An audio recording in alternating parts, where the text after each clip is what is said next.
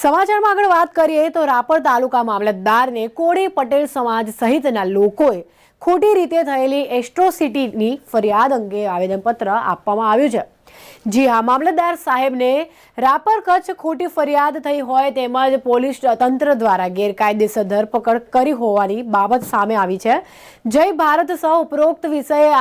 આપને જણાવવાનું કે મેવાસા જૂથ ગ્રામ પંચાયતના સરપંચ અનિતાબેન ગણેશભાઈ અનાવાડિયા દ્વારા તારીખ 29/9/2023 રોજ પત્ર દ્વારા આપને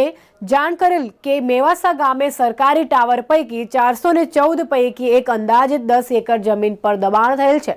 જેને દૂર કરવામાં આવે તેમજ રાપર તાલુકાના થોરિયારી ગામના મેઘજી ભીમજી દલિત દ્વારા આ કરોડોની રૂપિયાની જમીન પર દબાણ કરવામાં આવેલ છે, જેમાં દબાણ દૂર કરીને આ જમીન સરકાર હસ્તગત કરવામાં આવે તેવો પત્ર આપશ્રીને આપેલ છે।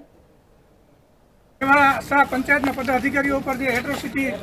ફરિયાદ ખોટી રીતે દાખલ કરાવેલ છે એ બાબતે પૂરતો ન્યાય મળે, પૂરતી તપાસ થાય એ બાબતે મેવાસા ગ્રામજનો, મેવાસાના 3 ગામ, રાપર વિસ્તારના તમામ કોળી ભાઈઓ,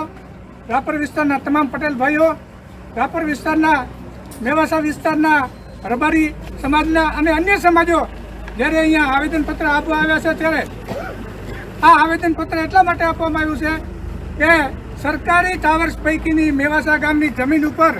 બિનઅધિકૃત કબજો કરવાની પેરવી કરી રહેલા લોકો સામે જ્યારે પંચાયતના પદાધિકારીઓ એને બચાવવા માટે વહીવટીતંત્રને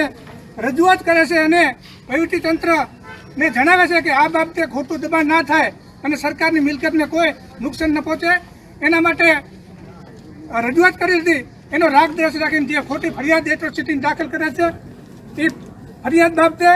પોલીસ તંત્ર તપાસ કરતા અધિકારી પૂરતી ન્યાયિક તપાસ કરે અને એના બાદ જ એના પગલાં ભરે એવી અમારી આજની આ રજૂઆત તાલુકા મેજિસ્ટ્રેટ સાહેબ પાસે કરવામાં આવેલ છે।